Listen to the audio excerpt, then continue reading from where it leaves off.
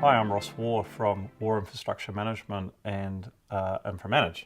And we're here today looking at part 6 of a series of videos that are focused around this report here from the Ingenium conference in New Zealand and Dunedin in June 2013, Infrastructure Management Forecasting the Changes to 2030. The conference paper I wrote 63 pages. I had 20 minutes due to time constraints to present in Dunedin, and so I've undertaken to do an unpacking of that paper for people that are interested. And what we've been doing is just going through in a series of videos. This one today is around future implications for transportation, and there's quite a lot happening in the transportation space in New Zealand. We've got funding shifts going on, and I suspect that one of the logical outcomes of that will be that we'll fund service levels on defined hierarchies going forward. But that's subject to national policy that's been developed by the New Zealand Transportation Agency. It's currently under consultation at the moment. I think the other thing that we're going to have going on is that there'll be more differentiation of service levels. At the moment, we've got a fairly homogenous network. Not completely, but there's not a lot of differences. And I think there's plenty of room, particularly in the low volume rural roads, to just differentiate service levels a bit more and perhaps optimise their expenditure in that area. Certainly in the modelling space, there's still quite a bit of worst first type construction and maintenance going on in New Zealand. There's some really clear information out there now that if you're using an optimised deterioration model, you can gain 20-30% life cycle cost over worst first. My colleague Dr. Tens Henning has information on that if you want to chase it down and prove it to yourself, but I'd encourage you to start really digging into those optimised models and using them. That's the DTIM stuff. As we've talked about in the previous videos in this series, we are going to get some changes in urban form in New Zealand, the intensification of the town centres. And so one of the things that we've come up with looking at that, and the slide's just up there now, is that we think we're going to get what we call scooter zones and then commuter zones in towns.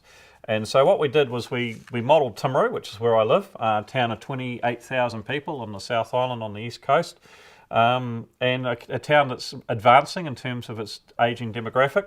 And we said, well, in Timaru, where would the scooter zones be? And so the idea of a scooter zone is that it's going to be where the urban intensification occurs, and typically around the centre of a town, and typically around the services that are there. So if you look at the red shaded area that we've got up on the slide, we're saying the scooter zone in New Zealand, in Timaru, would be around the centre city, around the gardens, around the hospital. There's 2 hospitals in Timaru, one private, one public. The public one's the one towards the bottom of the page, to the south of Timaru, around the CBD, and also around the supermarkets. So what happens with a scooter zone is that, as we're saying, it will cluster around the major services, the major supermarkets, and you'll see rest homes and other things in those sorts of areas, and also around council facilities like libraries and art galleries and things like that.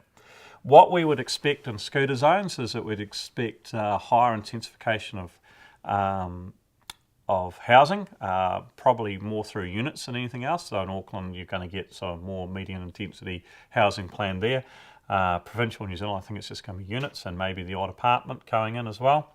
You're going to have people that got more time on their hands, so they're going to be logically, hey, if I need to go to town, I don't need to jump in the car and be there in 5 minutes. I'm not going to work, so maybe I'll walk, or maybe I'll cycle, or maybe I'll do something else, or take the bus. So we're thinking that you're going to get more walking and cycling and more use of public transport as people got more time on their hands if they're retired or more aged as well. The other thing that we think is going to happen in the scooter zones is you're going to get more scooters. That's why we're calling them scooter zones, and we're thinking more of the mobility scooters. And every transportation authority in New Zealand is starting to run into these problems about shared use of footpaths. People, walking with a pram versus a scooter trying to get past them, and how do you get past the footpaths narrow and all those sorts of things. So logically, we're going to end up with wider footpaths. I think also logically in time, and certainly in the scooter zones, we're going to end up with off-road cycle ways alongside the footpaths. Whether or not we define them as part of the scooter zone or scooter use or whatever is stuff we've still got to debate. The crossings are going to have to be more scooter and mobility impaired friendly, so you're going to get changes to your street crossings. You're going to get traffic calming to get the traffic speeds down on everything apart from your arterials, I think, to make it safer, and less cars. And that seems to be a little bit counterintuitive, or it's certainly smaller cars. But I think the thing is that I stopped and thought, well, look, if I had time on my hands and I'm trying to stay fit and healthy, am I going to take the car everywhere? And the answer would be no. I mean, I take the car now because I have to get to the office in time, or I have to go to a meeting or something like that. When you don't have those constraints, you're going to look at other alternatives. The other thing is, when you're on a relatively fixed income, then a car becomes an interesting luxury, doesn't it? And if you stop and think around it, and there's more viable alternatives, then people are going to start using them less, or finding alternatives. The other thing that's actually also happening at the same time, and I know NZTA have been doing quite a few studies on this and they're up on their site, is we're going to get heavy transport growth. We're moving from an economy that has 4 million people to, by 2030, we're talking an economy of 5 million people. So that's an extra fifth of people. Now, those people need clothes, and they need food, and they need other services. And so those services in New Zealand predominantly get moved by truck. And so what we're seeing is an increase in volumes through ports. We're seeing an increase in heavy transport. We're seeing, with recent changes, an increase in transportation allowable weights. And then we've got the high performance real heavy vehicles on special routes as well. And all of those are going to conspire to make some quite decent sized changes to the way that we need to provision transportation infrastructure. So we're going to have the HP high performance vehicle routes. We're going to have strategic freight corridors that'll get different service levels, and then we've got this quite probable change in the urban centres. And so I guess the message here, the message here is we're in a period of sustained change in terms of transportation infrastructure, and we need to be starting to plan and think about that. It isn't a business as usual type scenario. So if you're thinking about your infrastructure management and all you've got is business as usual scenarios, then I suspect you need to do a little bit of work on that. The other thing is, obviously, the lesson out of the Christchurch earthquakes too is around resilience.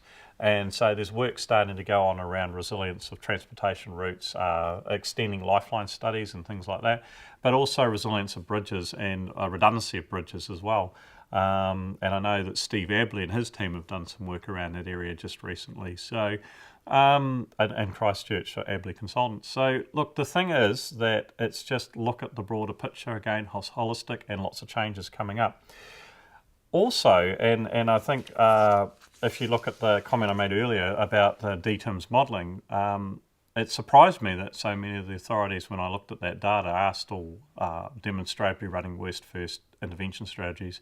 So I think with the highways O&M contracts coming up, and also we can expect to see those in local networks as well, or variations of them. There is opportunities to further optimise our expenditure, to model our network changes, and I think in the constrained fiscal environment that we've got going forward, that there is going to be more demand for more modelling, more analysis of changes in traffic use and in network dynamics, more analysis of renewal versus maintenance, more differentiation of service levels, and all those are getting a bit much for you to do in your head or on the back of a piece of paper. So I think quite inevitably we're going to beef up our modelling resources, and we're going to be doing more of it. Great news if you're a modeller, just so that we can get best bang for our buck over the next 20 to 30 years out of our transportation network. So just to sum up the implications for transportation for urban networks, going back to the previous video talk, we're in constrained times for the next 20 to 30 years, certainly the next 10 plus. So the money isn't going to be there that perhaps was. I don't think that all currently identified capital projects are necessarily going to be funded. So, and I know there are authorities now that are already looking at, well, is that absolutely essential? Do we need to? There's going to be less funding for network maintenance. And NZTA, even though we're getting petrol tax increases to fund more stuff, just the build out and the maintenance in Auckland is really going to create some quite large tensions for the rural networks and non-Auckland, non-Golden Triangle Upper North Island, if you like.